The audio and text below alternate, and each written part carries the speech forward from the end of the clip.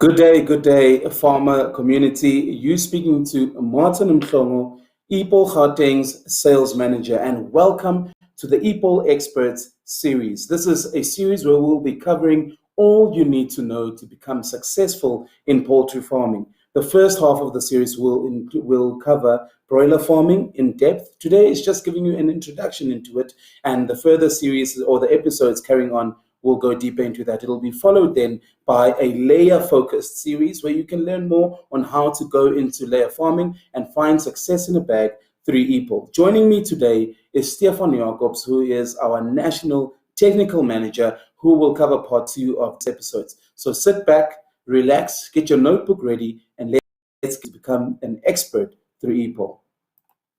So what we're covering first is the considerations for broiler farming. It's very, very important to answer a few questions, but we'll open it by saying curiosity may have killed a cat, but it got through it got the chicken across the road. A little easy joke to get you comfortable and breaking the ice, and let's get back down to business. So the most important thing that I'll be repeating a lot through the first part of this presentation is investment capital. Your investment capital is what will be able to help you with the decision of how big do I start, how fast do I go, how much do I reinvest into the company, and how sustainable will I be. Your drive and your passion, is this what I want to do? Is my mind in the right place? Am I going to continue going through the ups and downs to get to a place where I'm sustainably profitable and growing my business? Have I done enough to look into what I need to do, the competition around me, the opportunities around me, and how will I remain sustainable going throughout?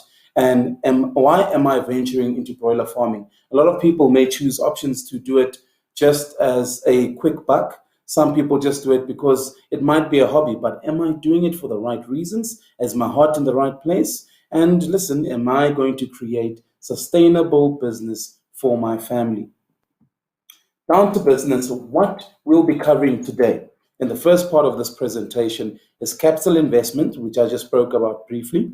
Production inputs, these include your day-old chicks, your water, your electricity, your bedding, your feed. Great quality feed is what you're looking for. And what else do I need to get my cycles going, sustain them through the period, and be able to sell dressed or live to the market? And then the route to market or consideration is who am I up against? The competition around me, how many competitors do I have around me? In which market do they play? Who am I serving? The customers that will come buy from me. Am I putting it straight into the market? Do I have an agreement with the local supermarkets or the local spaza shops? Or am I selling live to hawkers that have the opportunity to come purchase from me and then redistribute in the market? And how often am I going to do this? Am I doing a first in, meaning putting all my broilers in and all out after a 42-day cycle to sell live? Or do I have multi-aging cycles whereby I have 4 to 5 houses, then every week or every Thursday I have chickens available for resale? So those are the considerations that you need to take. Also linking directly to initial investment. How much do I have in order to gauge my expand process in this regard? So thinking of starting up, this operation, broiler operation, needs minimal land, right, to be expanded. So minimal land it depends on how big you want to go. If I'm doing it for sustainability for my family or just to spread broilers in the local community, you need minimal land because you can place 12 chickens per square meters. So the exact figure is 15, but I'm saying 12, taking in consideration the weather changes, taking in consideration that not all of you may have environmentally controlled houses. Right? So 12 is a good figure to use per square meter. And then land and capital available may determine the quantity. So the space you have will also let you know how many chickens you can place. The reason also being, how is the land mine? Am I investment? Am I renting the land? That can also influence your decision. Feasibility study. My competition around me. Where are they situated? Am I at the right place?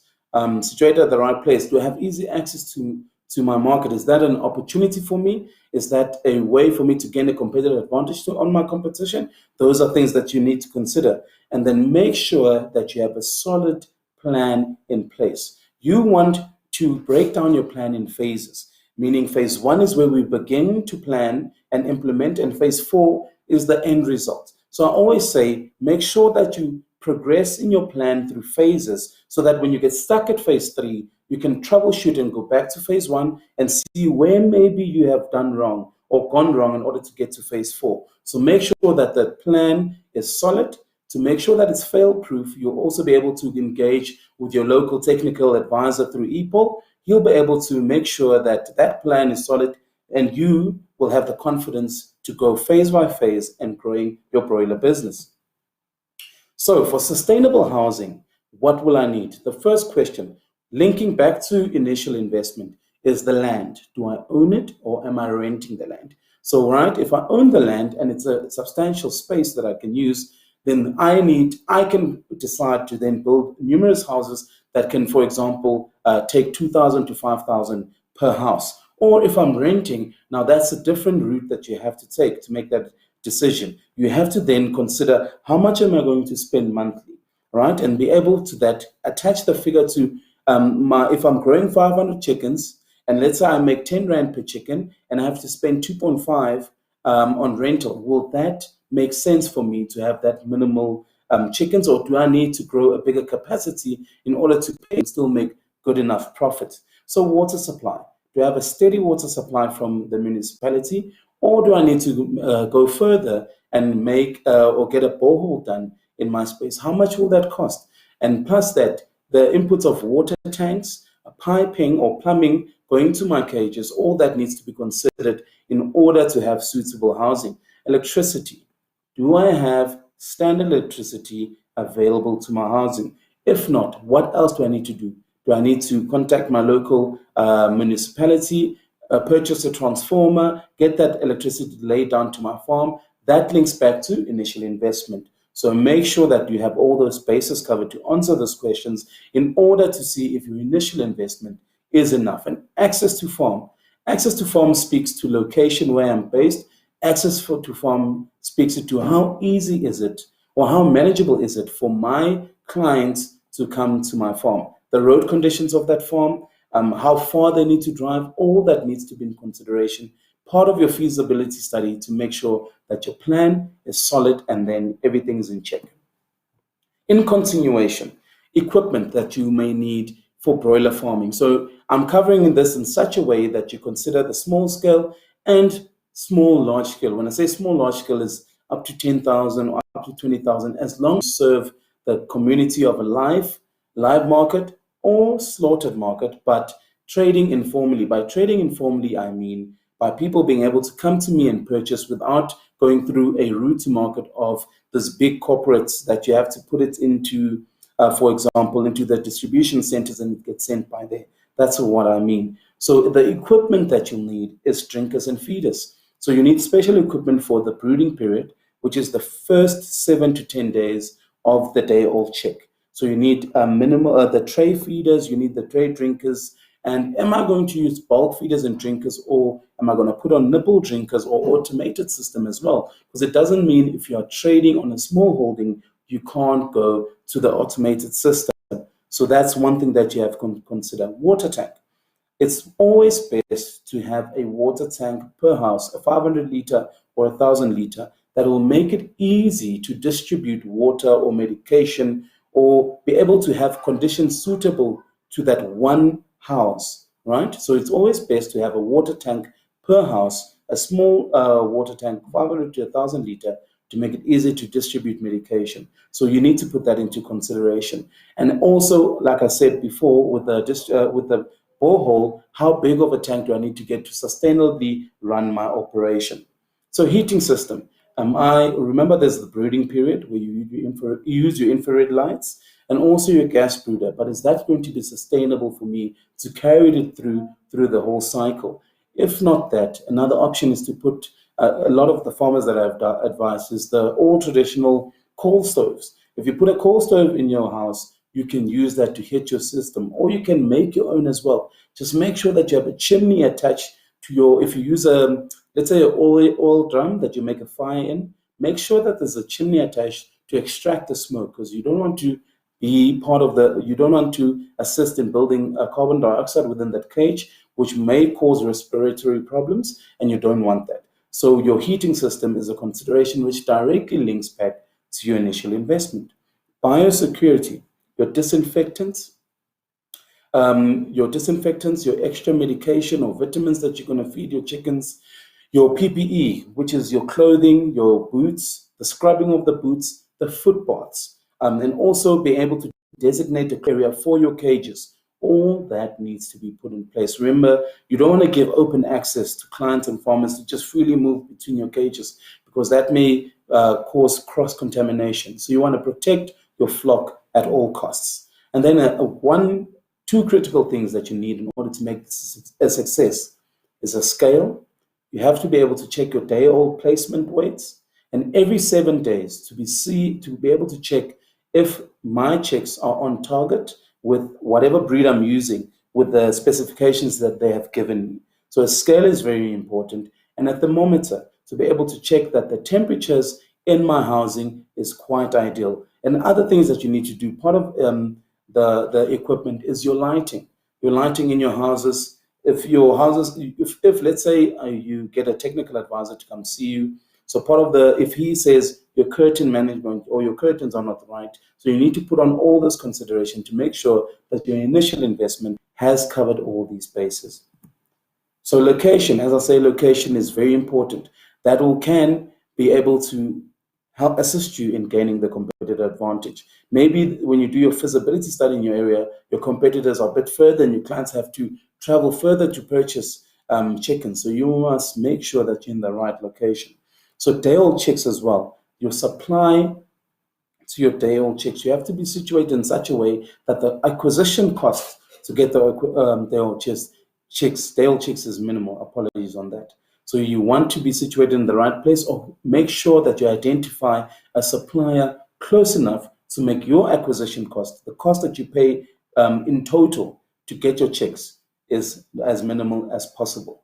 So you have to consider also the right quality feed to feed your chickens, as this has a direct impact on your profitability. In front of you, I have displayed the Epol Grow range, which is scientifically made for the live chicken farmer, with the added benefit to slaughter from day 36 and serve into your clients. So we suggest that you give 600 grams per chicken on 15 days. And considering the price of the feed, it can cost you an average of 600 Rand per 100 chicks. And then you can see the rest of the grow and the finisher. With the maintenance is a feed that you give from the start of selling or slaughtering. So let's say I start selling on day 36. From day 36, I take out my grower or my finisher and I give the maintenance diet. Normally, I say use 2 bags, because you must take between 1 and 3 days to sell all your chickens. Otherwise, the profitability curve will start slanting downwards. And then your feed paper.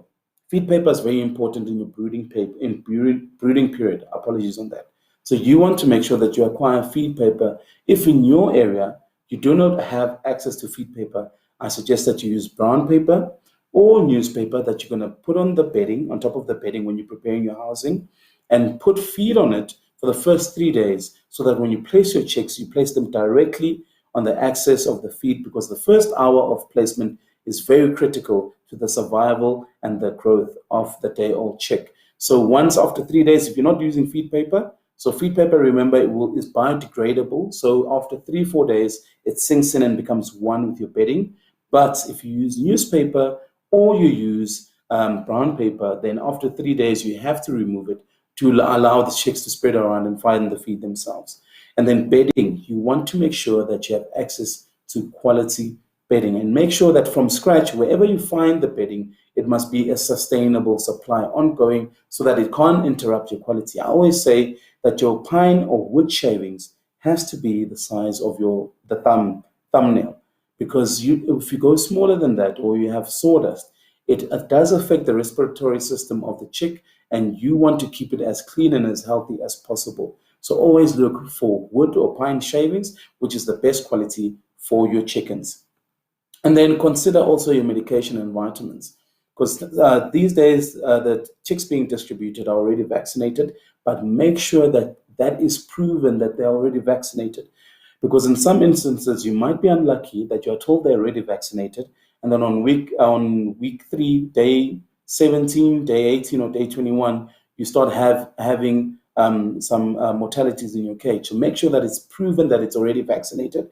If not, you have to make sure that you buy your Gomboro, your Newcastle vaccination, and your stress packs and your disinfectants to be able to take care of your biosecurity and boost the vitamins or the nutrients of the chicks as the cycle goes on. What is important is your route to market. Before we know that we have a great opportunity in opening a broiler farming, we have to make sure that the route to market is sorted.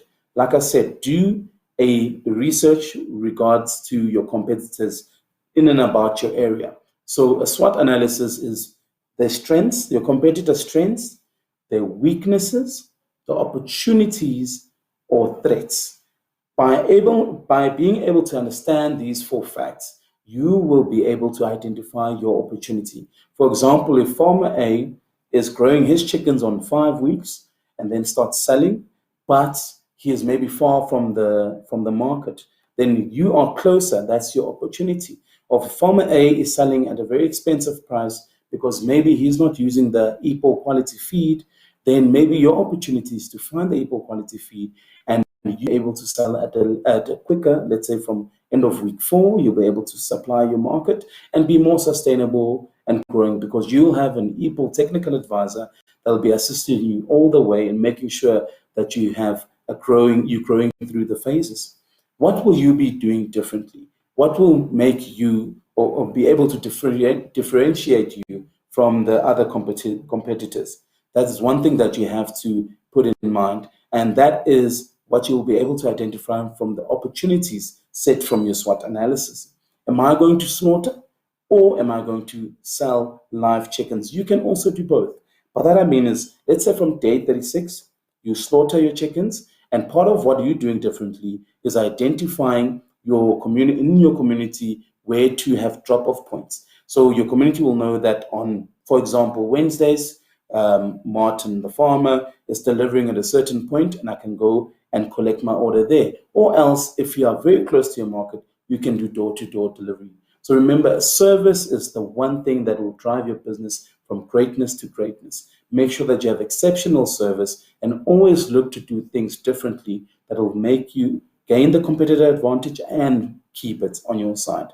And then at all in all, part of doing things differently is minimizing the acquisition for the farmer. If a farmer has to drive 20 kilometers to your farm to buy a chicken, for example, for a market price of, let's say, 70 Rand, and still drive back to 20 kilometers to his market and start selling there, it'll be very tight for him to operate, and it'll create opportunity for that farmer to identify other suppliers in his area. So you want to make sure that the cost that the farmer has to spend to buy, or the client has to spend to buy your chickens, must be affordable in order to keep that client happy and keep them for longer.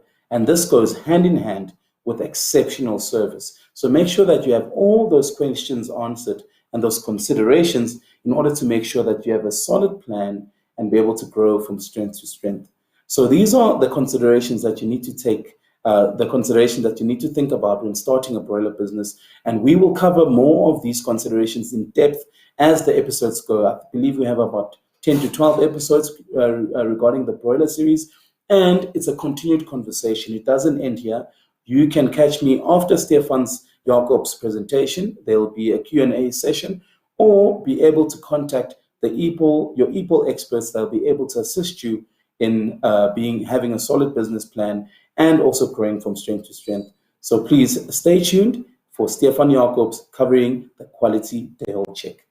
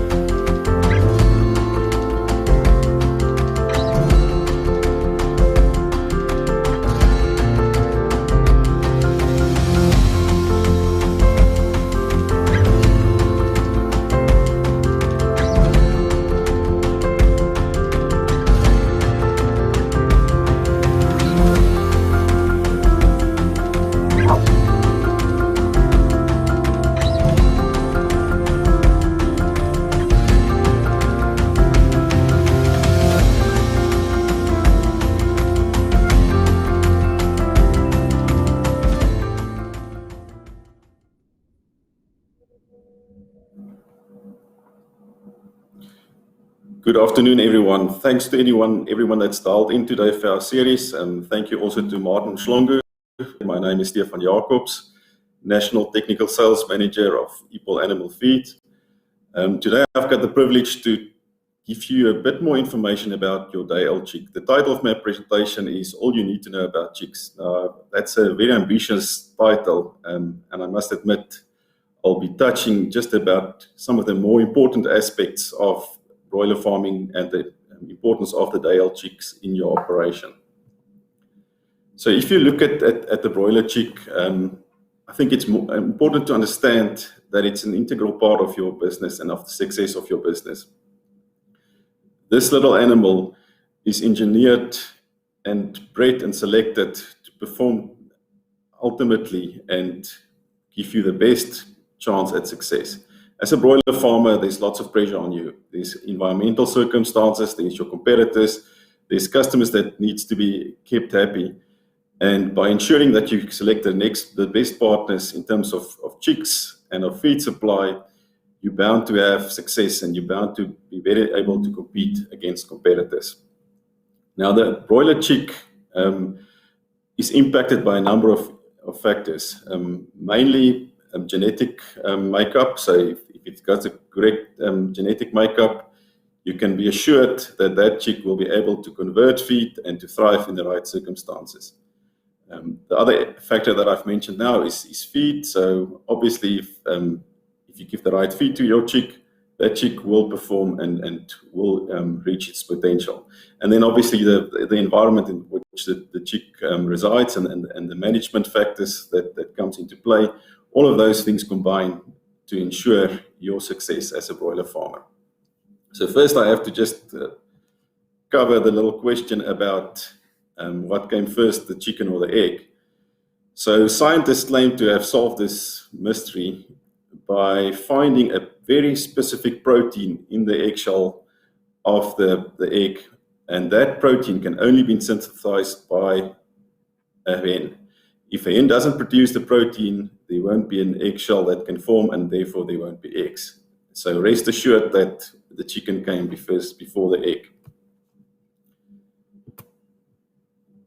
If we go to the lineage and the origin of broilers, and we look at where they originate from, the ancestor of all broilers is the jungle fowl. The red jungle fowl is from southeastern and in the southern parts of Asia, and it was domesticated, and through a selection and crossbreeding, it ended up into a white Plymouth Rock in the early 1900s. This white Plymouth Rock was then further refined and bred to lead to our modern day broiler. I've put in this little slide just an illustration of how the progression has happened just recently in terms of broiler and broiler genetic makeup. So in the 1950s, a day-old broiler chick only weighed 36 grams on average, and 50 years later, it was 44 grams. That's mainly related to the size of the breeder hen, so the mother basically of the broilers, and that hen started to get bigger and bigger as we selected for growth and live weight. Being a bit heavier than a day-old age, it also gives the potential for the chick to grow faster and to convert feed better. If you then look at 56 days of age, 50 years ago, we barely reached a 1 kg broiler. And recently, at 56 days of age, a broiler can reach over 4 kgs of weight. You can also see the change in body conformation here. So obviously the breast meat has become more substantial. The whole meat makeup and body conformation of the broiler has changed to be a bit more robust and not as slim and athletic as it used to be. If we look at the last 25 years, there has been tremendous progress. When you look at FCR, it almost takes a kg of feed less now than at 35 days of age than 25 years ago. And a broiler hen will also, or chick will also weigh about a kg more now at 35 days than compared to 25 years ago. So tremendous progress that's been achieved by breed companies. The next question that we need to look at is, where do the actual broiler chicks come from? So I've put up a bit of a slide. It's in a pyramid form, just to illustrate how the generational impact of broilers work. So the broiler that you buy from your supplier originates from broiler breeder parents. So that's basically the mother and the father of the broiler chick. From the parents originate from grandparents. So you've got the male has got a mother and a father, and that's the grandparent of the broiler chick, and the female's got a mother and a farmer, and that's also the grandparents on the female side of the broiler hens. These grandparents get overseas from the major breed companies, and they originate again from grandparents. Grandparents originate from pedigree birds. So right there at the top, you can see that small block that represents a very small quantity of selected broiler birds that originates into the genetic progress and that we see in our current broilers. This process over generations take about 5 years. So in other words, the pedigree birds that selected and crossbred now will lead to broilers being available in 5 years from now. You can imagine that the multiplication factor is quite high, because there's billions of broilers on the floor at any given moment in the world. So I'm just illustrating how that works through this slide. If we look at some of the breed companies, so we've got a few commercial breeds in South Africa, and they originate from breed companies. Cobb Vantris is the main company in the UK, in the United States. They supply broiler grandparents through RCL Foods in South Africa, and the Cobb breed is then one of the breeds that you'll find in South Africa. If you look at another company, it's Aviagen. They've got their headquarters in the United Kingdom. They've got two major breeds in South Africa, the Ross breed, that's supplied through Astral Foods, and then the Arbor Acres breed that originates again from Aviagen, but is supplied and distributed by Country Bird Holdings. So all three of these companies are integrated broiler companies, and the local agents of the different breeds in South Africa. If we look at the different breed options that's remaining, so we've got the Gravis breed, that's an independent and local breed that's following more or less the same principles of crossbreeding and selection. And then we've got some traditional breeds that I just wanted to mention, but that's not necessarily the chicks that you'll buy for broiler farming. They're more dual-purpose breeds.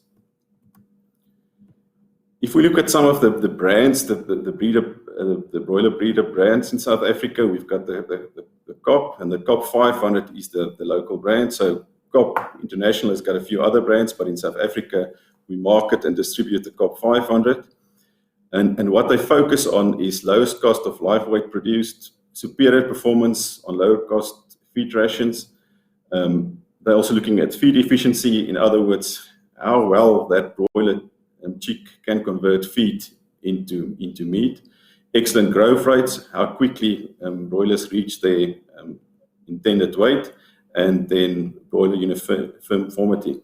So uniformity isn't that important if you're in the live market, but when you're processing millions of birds, obviously you want to set up your machinery for a specific size bird, and that's where uniformity is important. Another major role player in the South African market is the Ross 308. Again, what they're focusing on is leading FCR, good meat yield, and also, again, cost of production. You'll tend to find that most of the major breed companies focus on the same performance factors, and it just makes sense, because obviously those factors are the factors that impacts on your profitability and your success as a broiler farmer. Fairly new role player compared to Cobb and Arbor Acres is the Arbor Acres Plus. And again, some of the focus areas of this Arbor Acres Plus is excellent growth rate, again, feed conversion ratio, livability, so how robust and disease resistant those birds are to have a low mortality cycle. And then breast conformation. So breast conformation would be the amount of breast meat that's formed and produced by the chicken. And obviously for certain markets, that's more important and an important factor to look at. If you look at the live market, obviously when your customers look at your chicks and they see nice plump birds, they'll definitely want to buy them. So if we look a bit further into chick quality specifically, I think just to stand still again quickly and understand chick quality. So chick quality has three main pillars that support it. So first is the genetic makeup. And as explained before, that comes from the different breed companies. So they have to do careful selection and breeding to make sure that your chick quality is up to standard. Livability, conversion, all the performance factors. Then the breeder flock management. So the parents of your broiler chick does have an influence on the quality of the broiler chick. If the practices in the breeder houses are good and hygienic and the stockmanship is good, you can expect a good broiler chick. And I think the last leg, and I'll include transport and logistics in there, is the hatchery part. So if things run well in the hatchery and it's well managed and well controlled, you can be assured of a good quality chick. And then, of course, as I mentioned, that logistical leg between the hatchery and your farm is the other part that might play a big role in chick quality. Now, depending on where you are in the broiler production chain, you might have a slightly different view on chick quality. So if you're a hatchery manager, for instance, your money in your pocket depends on how many grade A chicks with good healthy navels you can produce. If you're a broiler farmer, that's obviously important for most of the people that dialed in today. You need chicks that's active. So if chicks are active, it means they can feed well, they can get to the drinkers, they can socialize normally, and they'll just be more happy and more adapted to the environment. They need to be well hydrated, and you want to see low mortality at 7 days of age. Again, if you're a veterinarian, you're more looking at the health aspect, so you want active chicks with well-heeled, infection-free navels. I've just also included a picture here of a lethargic chick that's properly dehydrated compared to a healthy, robust chick, so that's what you want to look out for.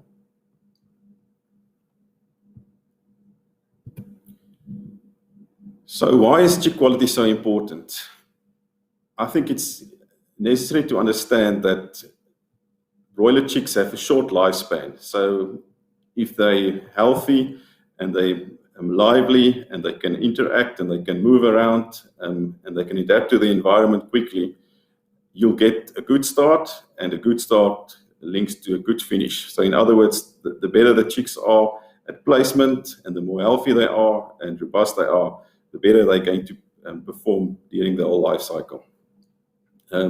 What also happened, as you saw on my previous slide, broilers are now much earlier ready for market.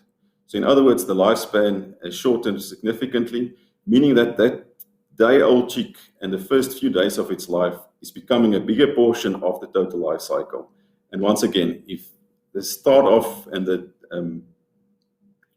initiation of that phase is good, you can expect good performance and you're well set up. As you realized through my previous slides as well, a lot of genetic selection and breeding and scientific processes has been involved to come to your modern broiler chick. It's a finely tuned animal that with the right circumstances can perform tremendously. And by making sure that chick quality is in place, you can imagine that the rest of the process and the rest of the potential will also be there and will be able to transpire. Just a few quick ideas around when you open the box or you receive your box of chicks, what's the immediate things that you get? Again, those chicks should be active, they should be alert, they should be lively. If those three things are in place, you're well away, and you can rest assured that the processes upstream in terms of the hatchery management and the transport and distribution of your chicks was up to standard and put your chick in the best possible place for performance. If you look at the chicks, the down should be clean and dry. Another easy way to look at it and to determine the quality of your chick is just have a look at the chick's eye. If it's nice and round and it's got a bit of shine to it, you know that chick is healthy and happy. If they oval shaped or half closed, then there are some warning signs. I think it goes without saying that you need to make sure that it is actually broiler chicks.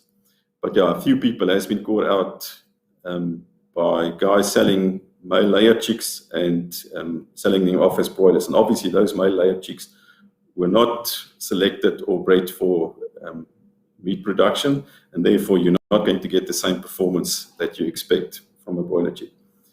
I think another thing that you can generally expect from the hatchery is that your chicks will be vaccinated. Better to check and to make sure what vaccinations were used, but I think you can expect to see a Newcastle vaccination and infectious bronchitis or IB vaccination that should have taken place, to just at least cover your chicks for the first part of the growing cycle. I think the next area, and it's not per se a chick quality aspect, but I think it's important to take note of it, and it does have an impact on some of the chick quality aspects. I've put a graph here of some growth and production stats of the broiler breeder hens. So this purple line is an indication of egg weight. As you can see, when the breeder hens start laying eggs, the egg weight is around 50 grams. And as they progress through their life cycle from about 26 weeks of age to just around 65 weeks of production, the egg weight does increase, and it increases to 70 grams at the end. Now, there's a big correlation between your egg size and your egg weight and your chick weight. So you can expect to find chicks with average weights between 32 and 50 grams. And as I said, you know, a bigger chick can perform better, but lots of farmers have success with smaller chicks. It's just the way you manage them, and if you set up correctly, you can manage the whole spectrum of 32 to 50 grams of weight. A big factor that comes into play when it comes to weight is uniformity. So, like we said, your chicks can weigh anything from 32 to 50 grams. When you get a chick placement, I've put here a little bell curve that so the bars here indicate a number. So let's, for instance, say that middle bar is 40 grams. You want as possible around 40 grams of weight. So that can be, 39, 38, 37, or 41, 42, 43 grams. But the closer you have, the more number of birds to the average, the better it is for you. And the reason for that is it just gives you the opportunity to set up your whole operation, feeder heights, drinker heights, your brooding, for a specific weight of chicken. And if they're all the same size, it also means that they compete evenly for space, for feed, and for water.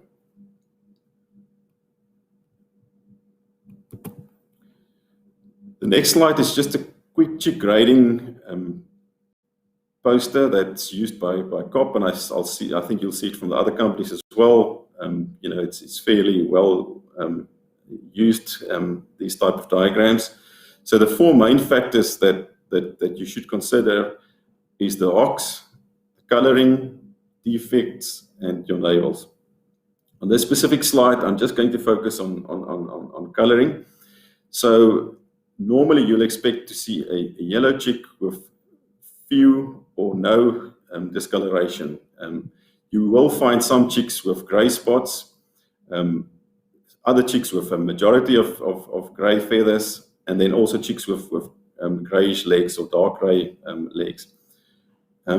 It's not to say that these chicks can't perform. I think it's just a matter of when these chicks get placed in the broiler house, and if you're the odd one out in terms of coloring, of your feathers or your legs, you might be excluded by the rest of the flock.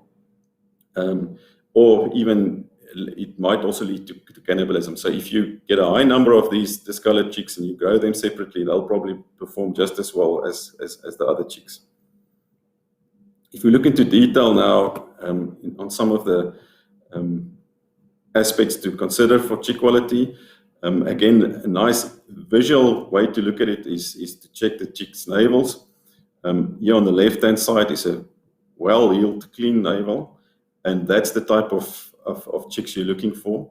In the middle, you'll see one that's got a rough black button, which is not ideal, or even a string sticking out, as you see in this picture. And again, you're a bit of a risk, because this might mean that you'll have some infections or a risk of infections later on.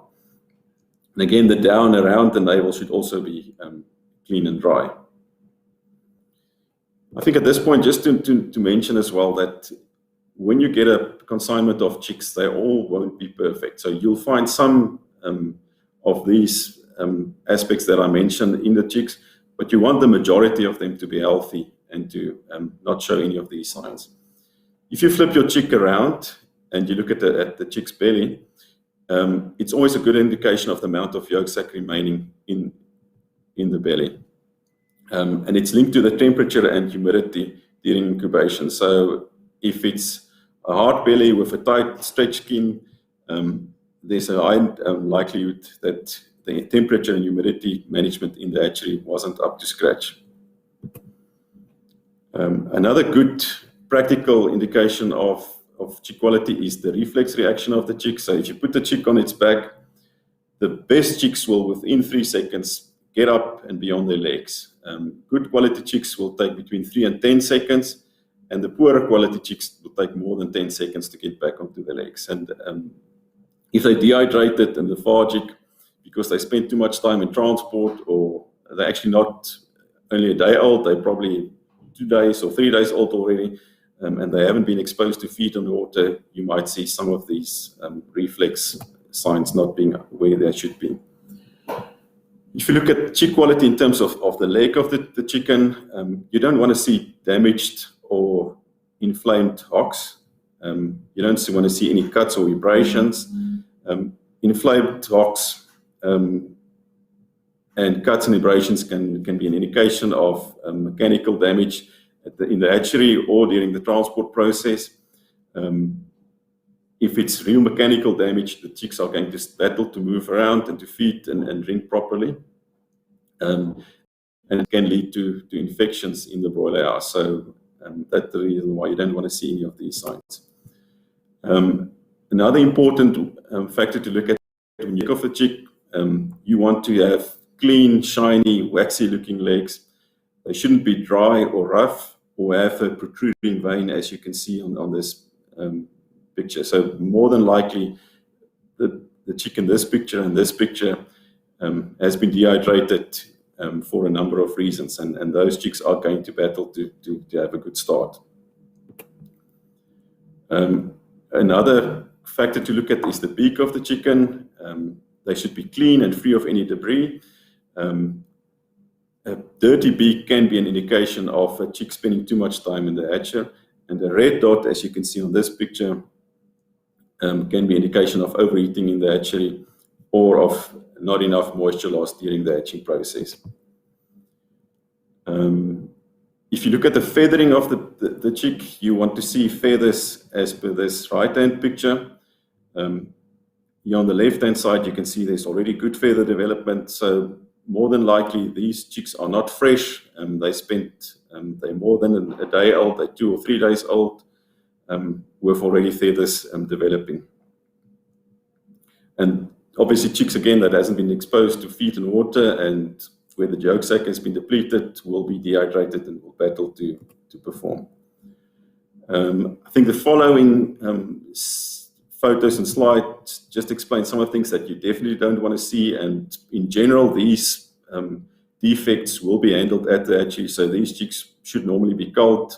They can be missed by the graders in the hatchery, but in general, like I say, you're not expecting to see this, and you get things like splayed legs, get extra limbs, missing eyes, twisted or crossed beaks, clubbed down feathers, all of these parameters are stuff that you really don't want to see as a broiler farmer, and the chicks ever performing is very minute. Some of the more modern parameters that's being looked at by mostly hatcheries or commercial integrated companies is more invasive ways of looking at chicks. That can include residual chick weight, taking temperatures, looking at the organ weight, analyzing blood for oxidative stress or enzyme activity, and then also looking at chick length. So chick length is also indication of weight and uniformity of chicks. But like I say, these are more for guys that's in the business of producing day-old chicks and selling day-old chicks. So I think in short, there was some nice practical examples of how to evaluate your chick, how to understand chick quality, to get a feeling of where your chick originates from. Obviously, a chick is a major part of your broiler farming investment. And if you want to pay good money for chicks, you want good quality chicks that's going to enable you to produce good broilers that's ready for market. So in short, if you look after your chick will look after you. Thank you very much. We'll now go over to some questions, and Martin and myself will handle all questions that's coming our way. Thank you, everyone.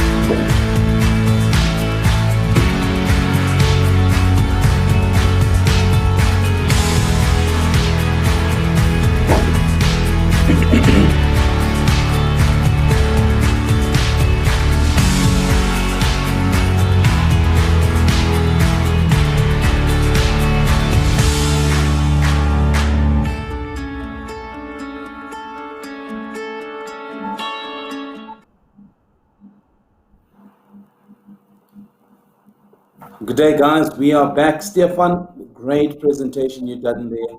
And I'm sure that our farmers that have tuned in have had a great source of information that you gave. Guys, we'll be covering the question and answer sessions. And yeah, please do note them down, make some notes so that you can make sure that you have full access to that. And remember, it's a continuous engagement. It doesn't just end here. So going forward on our groups, on all our social media, you can contact your technical advisor, contact myself or Stefan, and we'll make more information accessible to you. Here are the questions.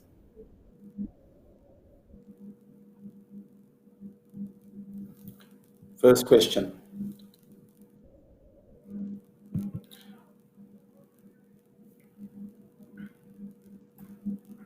Stefan, you want to take that one? Yeah, so our first question is from Randall Fontaine. He's asking about the most cost-effective heating solution, whether it's gas heaters or boilers.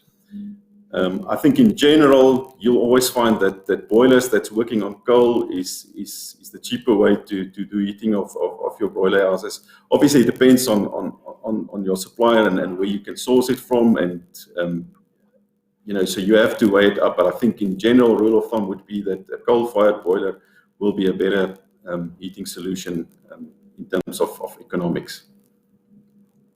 I think, Martin, if you can handle the pre-temperature and the climate control broiler house. So like we said, there's informal houses cages, which is the ones that are not environmentally controlled. So you want on placement for your temperature to be 32 degrees. So I assume before placement, you can heat it up to 40 degrees. And then an hour before placement, you make sure that you set it down to 32 to allow the good retained temperature back to 32 degrees to be optimal when you place your chicks. Remember, you want the water to be at room temperature, you want the feed to be at room temperature to enable the chicks to consume as soon as you place them. Next question, please.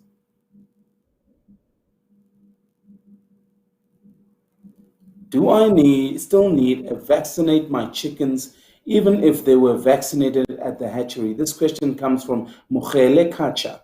So Mukhele, if the chicks came vaccinated and they were certified, you had proof that they were fully vaccinated, there is no need to vaccinate that. Just keep on administer the extra vitamins like your stress pack. But when they do fall ill, it is very important that you contact your local vet or state vet to give them access and better understand the condition and be able to administer the correct medication. Do you have additions to that, Stefan? Yeah, so Martin, I agree with you. I think, obviously you have to also look at your circumstances. So if there's a specific virus that's prevalent in your area or a disease challenge that you're aware of, you might want to take extra precaution. But I think in general, if the right vaccination was administered in the hatcheries, you should be fine for the cycle. I think we can go to the next question.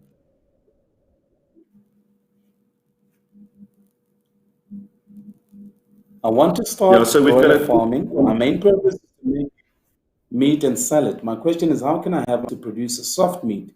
Is there a supplement that deal with the softness of meat? That's from Attorney Blessing. Stefan, can you handle that one? Yes, Martin, interesting question. I think in general, there's not too much you can do to produce softer meat as long as you have the proper feeding program and you have a low stress environment. And if you slaughter at a relatively young age, obviously the older the bird gets, the more tougher the meat is as muscles further develop and the bird reaches maturity. But I think under general slaughter circumstances, 35, 42 days of age, the meat should be soft. And it's more important how you process the meat afterwards that will impact on the softness of meat. But I think in terms of general management, just make sure it's a stress-free environment and you follow normal feeding practices.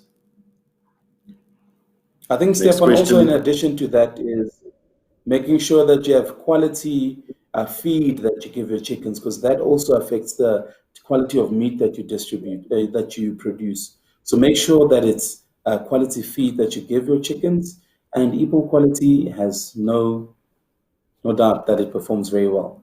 Next question, please.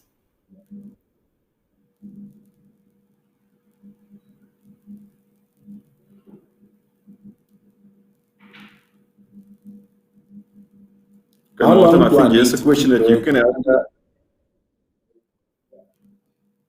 Yes, Stefan. So how long do I need to keep birds under infrared lights until what age? How many lights per 100 birds and what age? So the infrared lights are best suitable for the brooding period.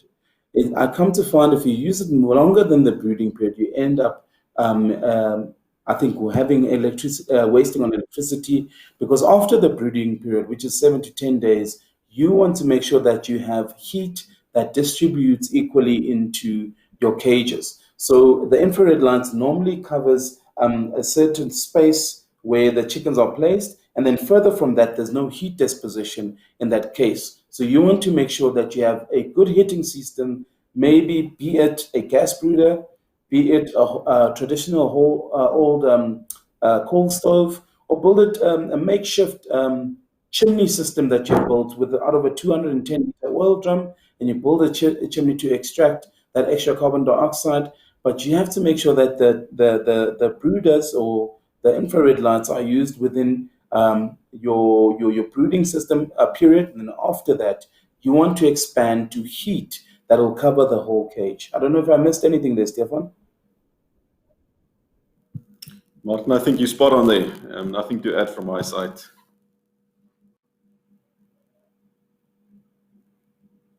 Next question, please.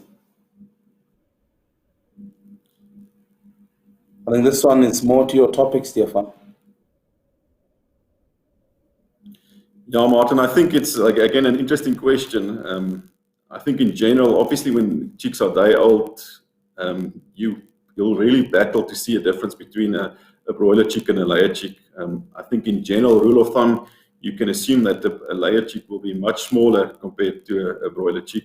And I think if they're trying to sell you chicks that's the size of a broiler chick, and you see lots of feather development, there's a chance that it might be a male layer chick. I think more importantly for me is, when you buy day-old chicks, like I said, it is a significant portion of your cost. Make sure that you align with suppliers that regularly supply good quality chicks. Obviously, from word of mouth, you'll know whose chicks are performing and whose chicks aren't performing.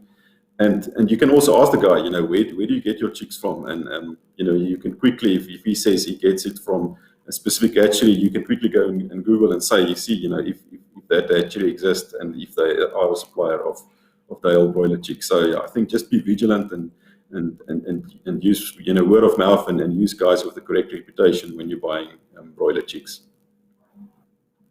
Anything you want to add? You are spot on this. No, you are spot on there, Stefan. Remember also that in the peak season, we get a lot of makeshift day-old suppliers that come through and start supplying. And we had cases last year where a lot of layers were distributed in the area. I have a couple of clients that would call me and say, it's been 8 weeks and my chickens aren't growing. So please do your research. Make sure that they are a credible chick supplier.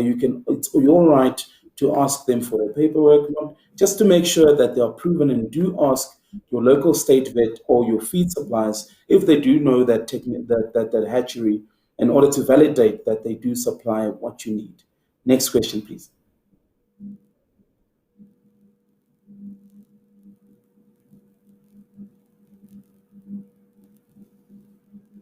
So the question comes from Moses Sekwa. Why are chickens are not growing well in winter compared to summer? Body mass not the same as in summer, so I therefore keep them for 8 weeks before I sell them. Stefan, I think this is a question of heating. Yeah, I think, Martin, the things that play an impact when you feed your broiler, obviously that feed is nutrients to the broiler chick.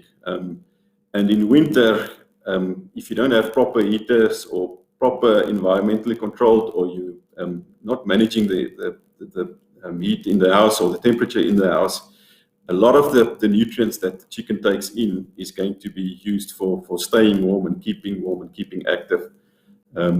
Obviously, we want to improve the environment of the house to make sure that the temperature control is optimal. You'll get that from your chick supplier or from the management guides, and they'll inform you about what's the optimum temperature to keep your broiler chicks for optimum growth performance. Obviously, you also have to weigh up, your cost of heating and cost of improving your house versus, having a slightly longer growth cycle. Martin, that is true there, Stefan. I always make the analogy that if you as a human are cold, very cold, you don't want to actually make a move a lot. You want to use your own body heat to try and stay warm. So you want to create the ideal condition for your chicks to be warm, to want to stand up and go eat and drink water. If it's cold, if that environment is cold, if it's not, the heat is not distributed well on the level of the chickens. Remember, what's important is the level of the chickens. You can't then say, where I'm standing, it's very cold. That's why you put your thermometer on the level where the chickens are standing. If those conditions are optimal, it's warm enough, the chicken will stand up and go eat as much as they need to eat and consume water. So you have to make sure of that. And if that is on par, you will also know that in 4 days, or 4 weeks rather, or 5 weeks, I can start selling. Remember, this will also be covered further in the series, I think from episode 2 and 3, where you cover the brooding period. Once the brooding period and placement is covered, you'll understand what the conditions should be to find uniformity rather for my chickens to look the same in order to have the best quality at week 4 or week 5 in order to be selling all of my chickens. Next question, please. Oh, seems like we are done with our questions, Stefan. Remember, guys, this is a continuous conversation that we are going to have.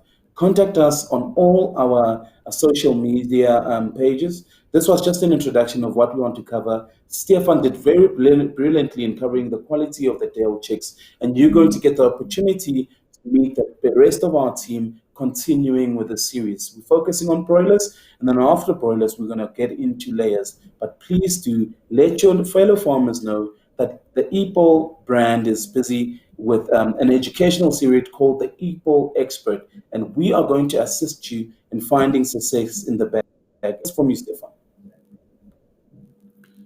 Yeah, thank you very much, Martin, and thank you to everyone that's dialed in. It's really been a pleasure sharing some of our information with you. As Martin mentioned earlier as well, we've got lots of guys in the field with expertise, and even though it's nice to have some theoretical slides and questions, it's always best to have a guy with you on the farm and let him have a look at your business and trying to assist you in having a more successful business. We're looking forward to seeing you in the episodes to come. Thank you and have a good afternoon.